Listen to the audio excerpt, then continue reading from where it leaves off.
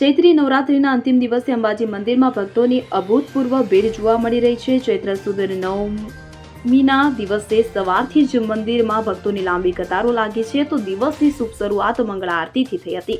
સિદ્ધ વિનાયકની આરતી બાદ માતાજીની વિશેષ આરતીનું આયોજન કરવામાં આવ્યું હતું. મંદિરને ખૂબ જ રંગબેરંગી લાઇટોથી શણગારવામાં આવ્યું હતું. આ દિવ્ય શણગાર ભક્તો માટે આકર્ષણનું કેન્દ્ર બન્યો છે. નવરાત્રિના 8મા દિવસે યોજાયેલા હવનમાં મોટી સંખ્યામાં ભક્તોએ ભાગ લીધો હતો. તો ગબ્બર ખાતે પ્રખ્યાત ગાયક જયકર બોજકે માતાજીના ગરબાની રમઝટ બોલાવતા તેમના ગરબામાં અનેક ભક્તો જોડાયા હતા. ત્યારે મંદિર પ્રશાસને ભક્તોની સલામતી માટે વિશેષ વ્યવસ્થા કરી છે. ભક્તોની સુવિધા માટે પીવાના પાણી અને પ્રસાદની પૂરતી વ્યવસ્થા કરવામાં આવી છે.